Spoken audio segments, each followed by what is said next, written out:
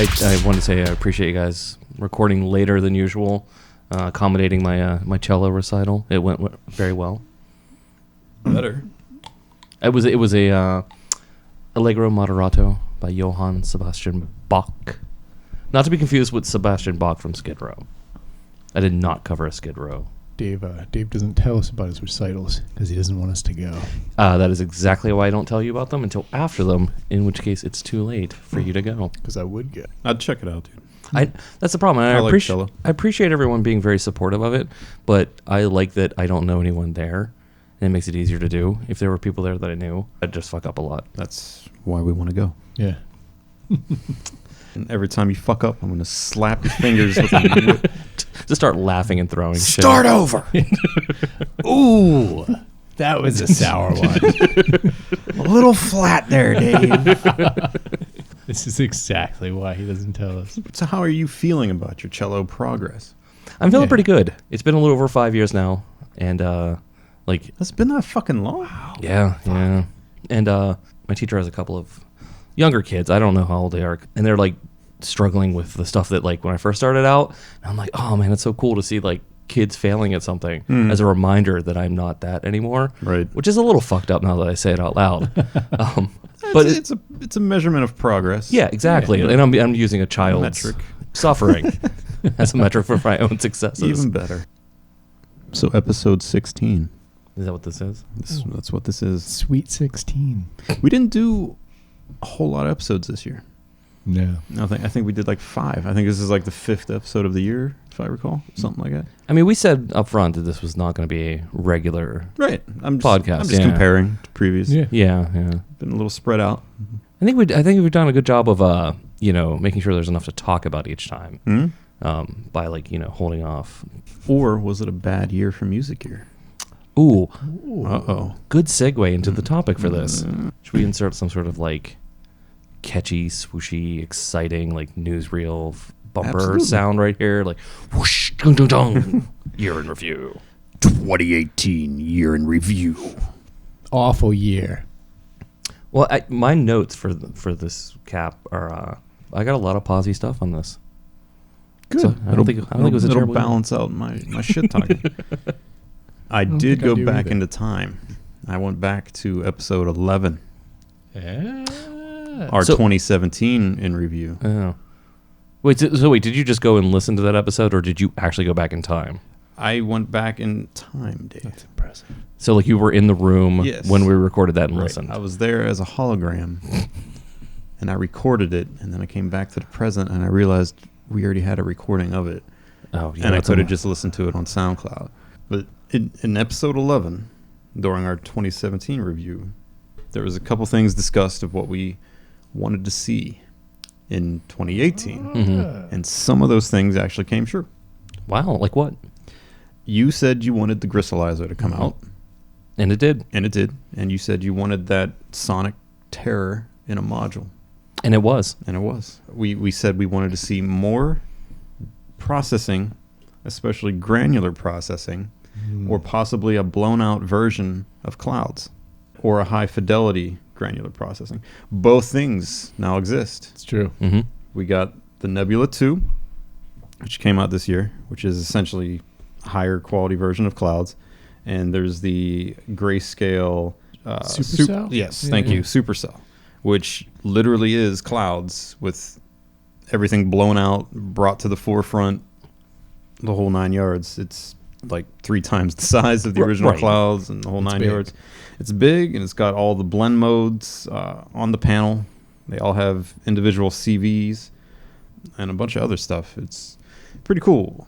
I'm like real on the fence with getting one. Like I still have the U-grids or U-burst rather. Mm-hmm. Yeah. I got the Parasite firmware on there. That's like the only thing that I'm holding back on getting one of these is because currently it's just a factory firmware. Oh. If they release a version that is like capable of running Parasite, I'd be all over it when it's back in stock. It's sold out like immediately. Yeah. Yeah.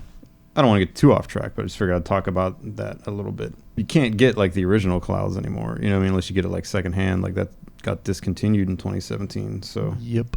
it's kind of cool that somebody came up with a better version. Although he's been kind of teasing a little bit that there's another one coming, but it's going to be I a saw that. simpler granular processor of Yeah. some sort. So Oh, mutable it does? Yeah, Yeah, yeah. yeah. That's another thing we were talking about in episode 11. We were hoping that maybe that would come out, like Mark II. No dice on that, though. But in the meantime, there's Nebula and Supercell, I guess, to keep people busy with their granular mangling. and the marbles, which is pretty cool. Well, granted, not granular at all, but a good release from you. I just thought it was cool that that's exactly what we discussed at the end of the year. And Yeah.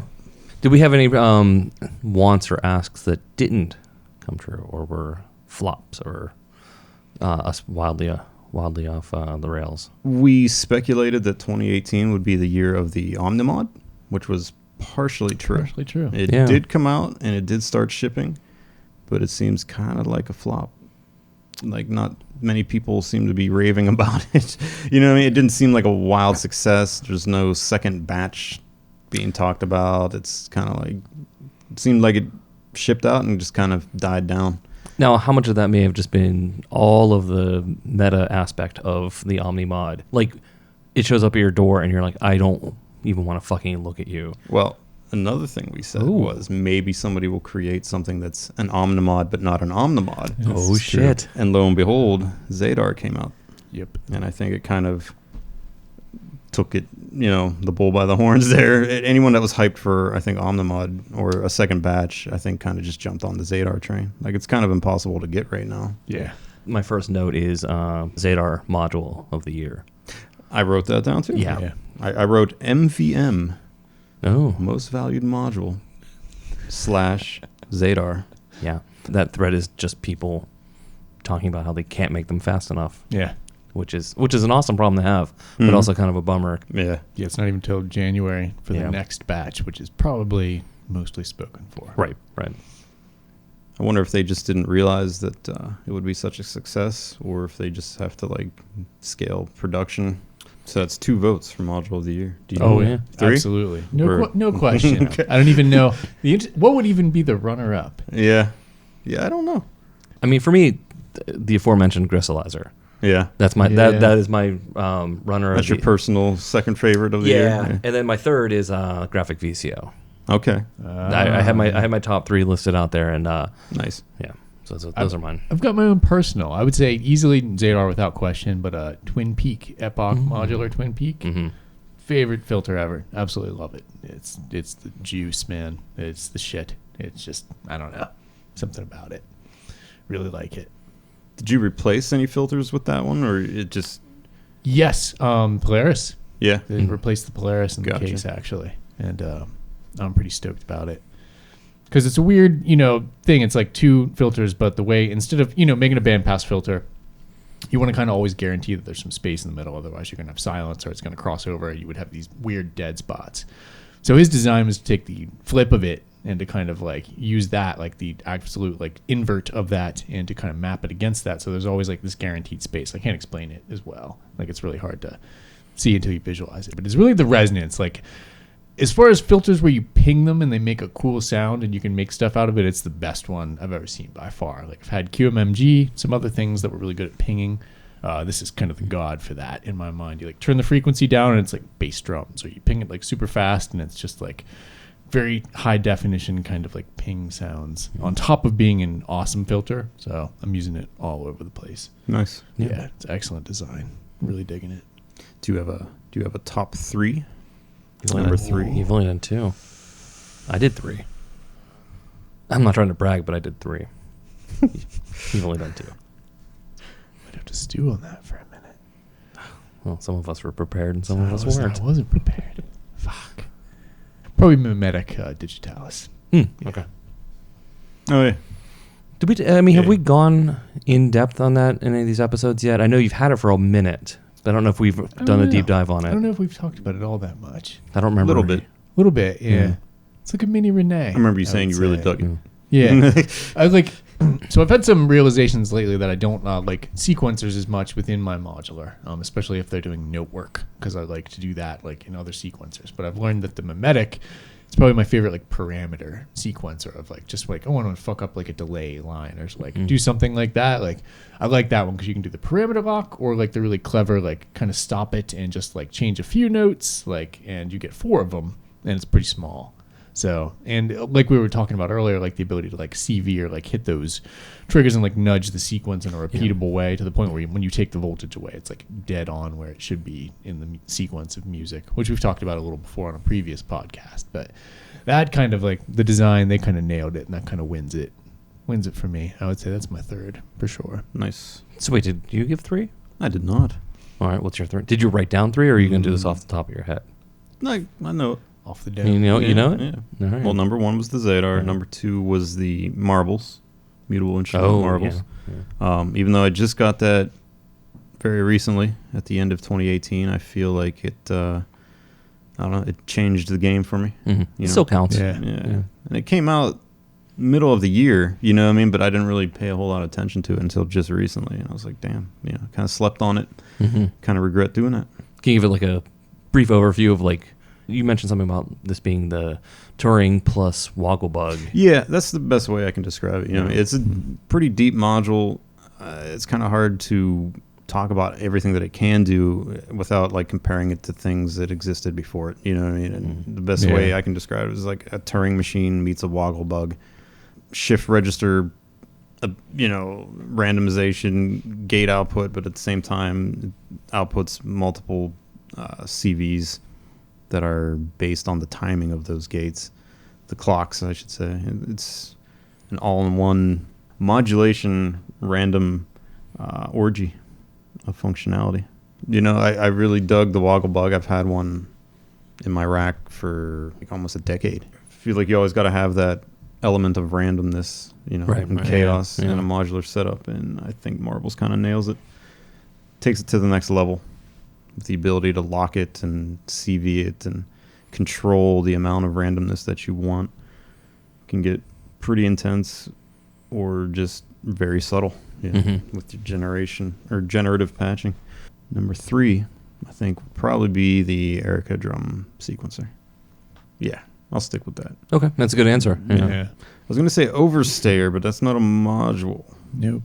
Well, I guess we're not restricting our conversations to modules ever. So, okay, I take that back. I like the drum sequencer, but it didn't change my game. You know what I mean? Yeah, Somewhat. Like, it just replaced other sequencers that I was already using to do the same job. I just like it better. Whereas the Overstayer, like that, that flipped the script for me. Yeah. And Overstayer modular channel. I guess I should be more specific. I find a lot of the distortion modules that I've obsessively collected over the years are now collecting dust because I just route everything through the Overstayer more than anything. Have you made new discoveries since the last? Because you talked at length the last time. What have you discovered since then?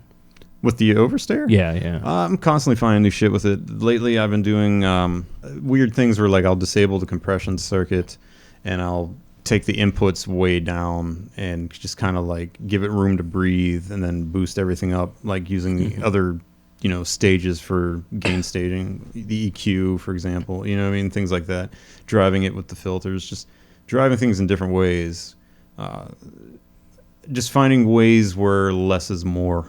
Your first demo that you gave to us, everything was cranked to 11, and it sounded amazing, but yeah. But yeah, just finding like nuances with, between the different circuits by giving them headroom has been a lot of fun lately. If I'm not mistaken, you were principally using it for drums. Have you been using it with other stuff as well?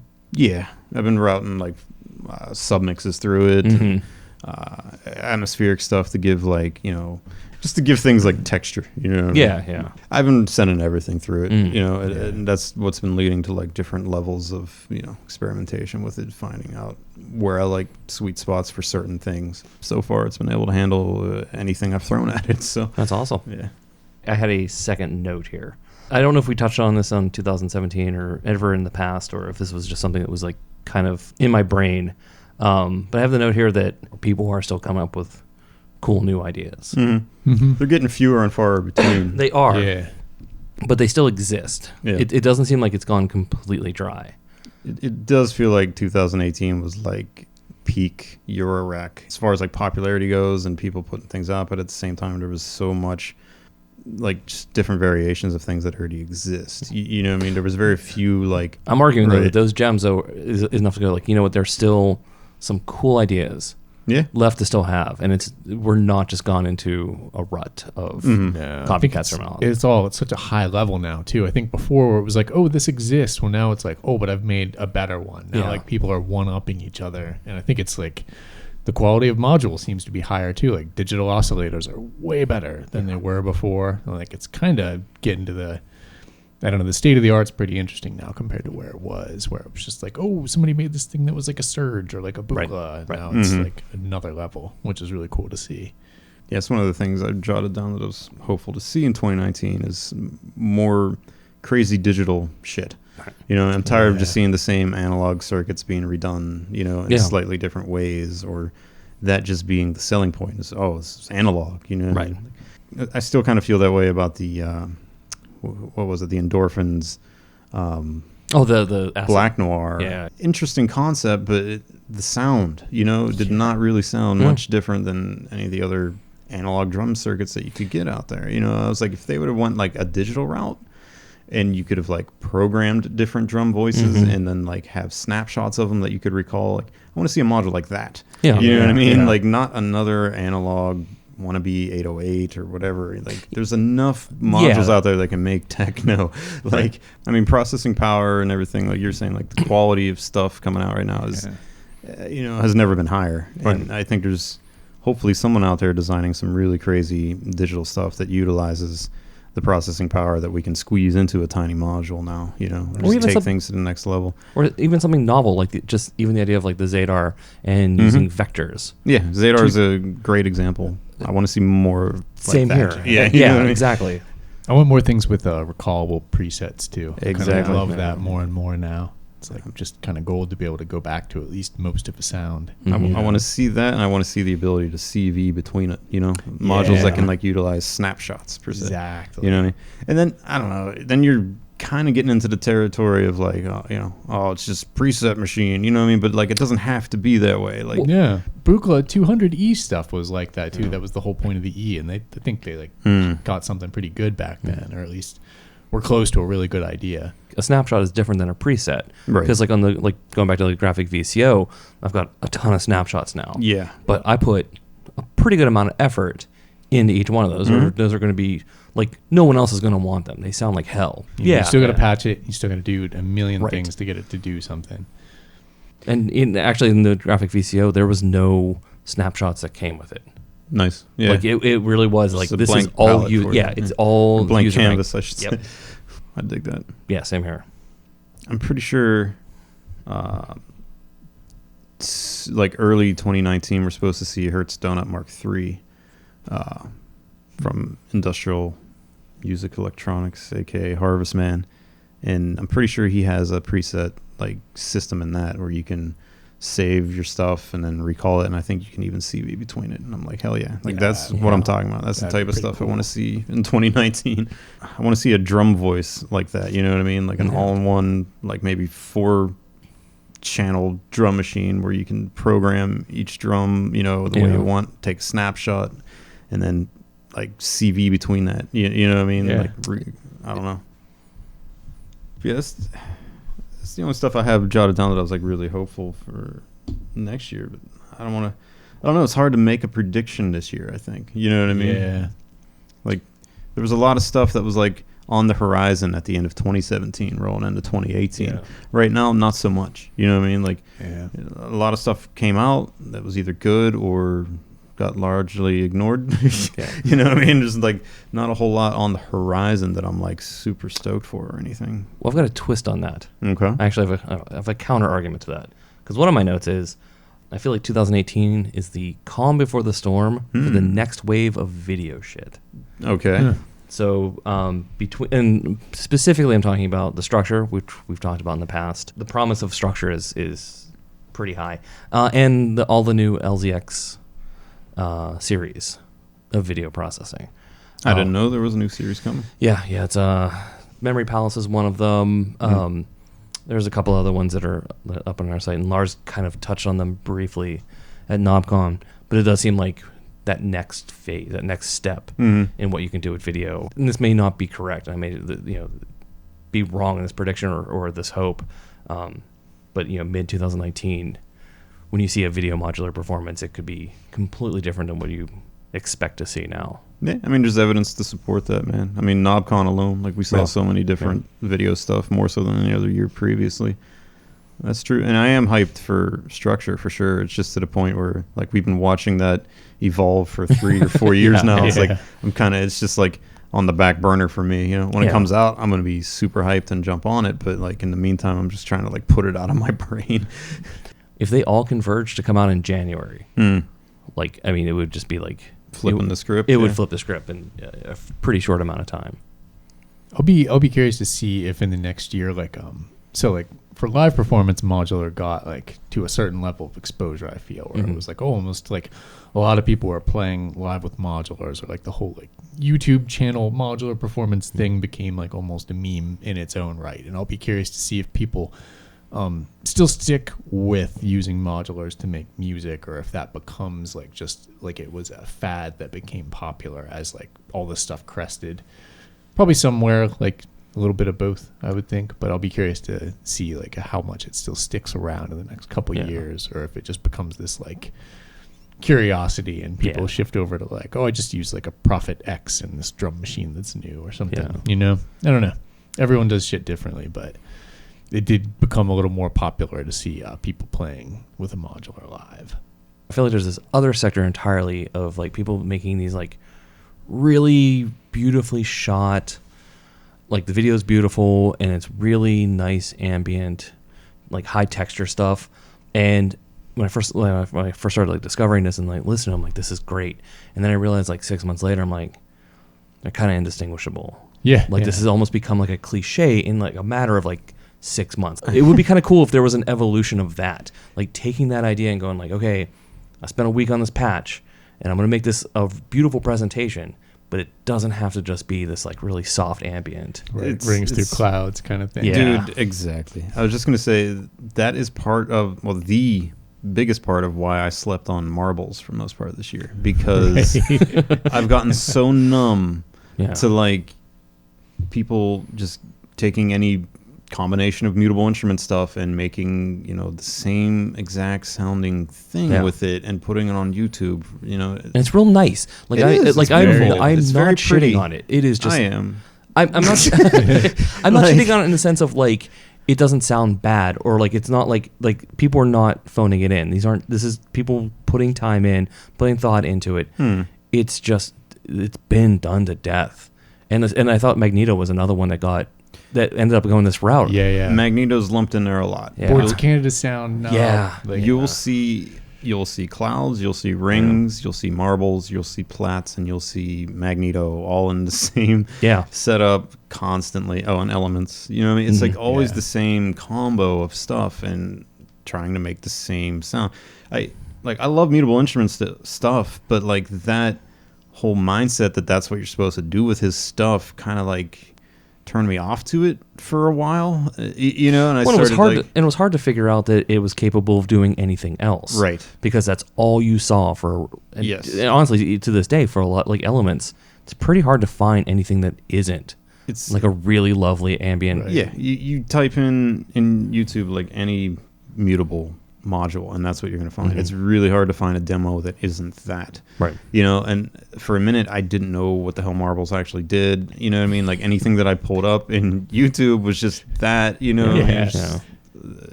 Like you said, I can't tell them apart. Right. It's like I want to hear somebody making something unique with this stuff. Like it's more than capable than just like the rings through clouds sound. Like there's more that you can do with it.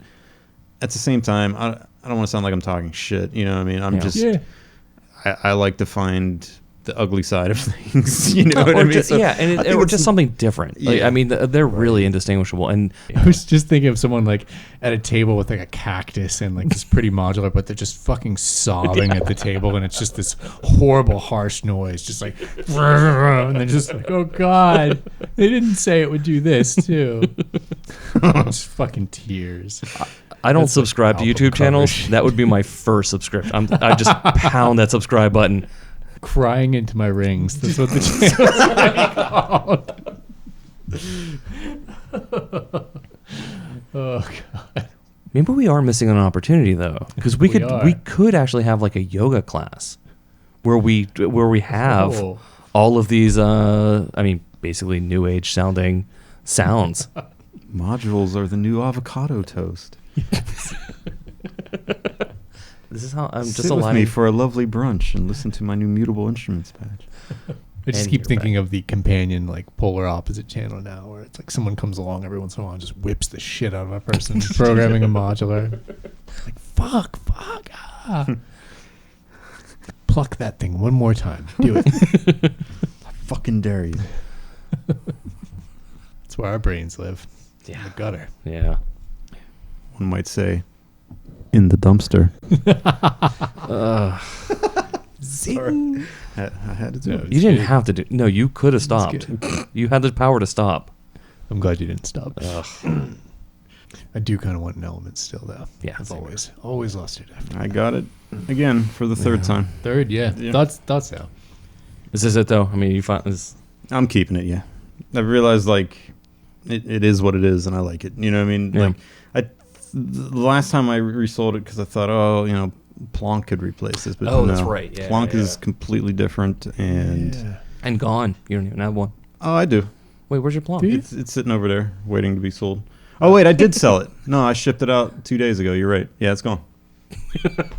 I forgot. It's sold within minutes of me putting it up on Reverb. I mean, that's you why I have- forgot. You having it out of your case and sitting over there waiting to be sold would not actually count as you having it anymore. He has it. That's like limbo over Nice. there. Like, like I redid everything over my long weekend. Like I took every module out, put them back in a way that I wanted, and stuff that I realized hadn't been using that much, I just put over there. And I was like, I'll think about selling this or what. But yeah, I mean, Plonk is interesting, but I just had a couple problems with it in the mix. You know what I mean? It has like a unique sound, and it's hard to make it jive with other things, in my opinion. You know, and as far as like physical modeling goes, I still like Elements and like Rainmaker as like a processor and all that. Yeah. Like the Plonk was just kind of like, meh. Yeah. Wasn't doing a whole lot with it, so off it goes. Funny story about that Elements. That was the filthiest module that I've ever received from somebody. Do you want to name names? I don't want to name names. They know who the fuck they are. You know what they did. They know what they did. But yeah, I got the package and I opened it up, and it was one of those things where like you're not even through the bubble wrap yet, but you smell it. Yeah, and I was like, I think this guy might be a smoker. I couldn't tell if it was smoke or like dirt, but it definitely was like an aroma came out of the box. Yeah. And I was like, boy. And I unwrapped it, and like you know how like you run your finger along the mantle, you know? Oh, yeah. And it's just like gritty. Yeah. You got that dust on your finger. The whole panel was like that, dude. Oh, that's terrible. So I immediately just put it down, and I got the pliers, and I pulled every knob off of it. I threw every knob, because they were filthy, into a little Tupperware thing full of rubbing alcohol. Let it soak for like a minute, and then I rinsed them all off and dried them out. And then I took Q-tips and alcohol swabs and just cleaned the fuck out of the panel as best I could. There was still some grime around like the little, nuts and whatnot, and the little plastic knobs on there that I couldn't get fully clean. I didn't want to pull the whole panel off. Sure. Yeah. But I was tempted to. I was just going to take the whole panel off and just give that thing a scrub, like, alone. But yeah, it was pretty grimy. But yeah, that was just annoying. I don't have much on the horizon. I got that Platts because I could swap that out, but I kind of know what to expect there. Yeah. I know what I'm getting there. There's nothing else that I'm really looking Well, I mean, for. if that's the case for the next couple episodes, maybe we can do some like demos. We haven't really done a demo in a while. Some deep dives. Let's and get some deep demos. dives. Maybe we can ask the readers or listeners. We could ask the listeners, what would you like us to deep dive? Maybe there's something we hadn't thought of that people are like, oh, you talked about this, but you only glossed over it. And they want us to sink our teeth into it. Listeners, We're open to suggestions.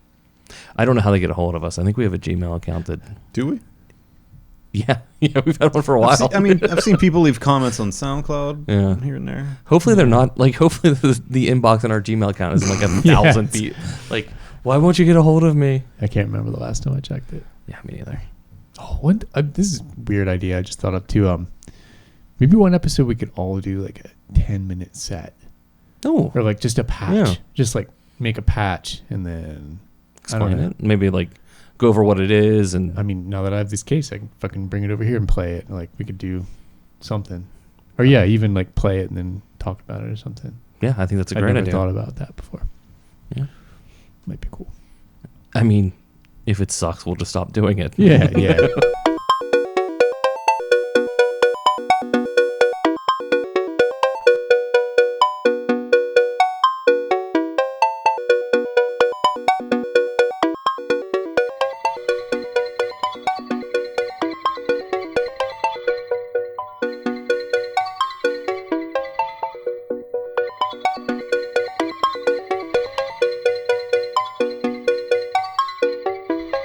Yeah, that one label, Thaco, just always cracking the whip, dude. Mm-hmm. Yeah, but I mean, like, Slave master. you're talking about like such a well-oiled machine. Like, you don't want to be the thing that grinds that to a halt. Yeah. Do you know what I mean? Like, how would you keep the machine going, dude. Right. Cranking out the records. I hear the owner is like the Elon Musk of breakcore labels, where 120-hour weeks, and if you're not pulling your weight, like It's not just a label; it's a lifestyle. It is. It's like driving by that building in Ohio where they make the Cruise, but it's just like a fucking like. It's just Greg's face on the fucking side. Holy shit! It's just it's one of those electronic billboards, and it's just me making a fucking Mutable Instruments ambient patch. I'm just in the factory doing it 24/7. Oh my God.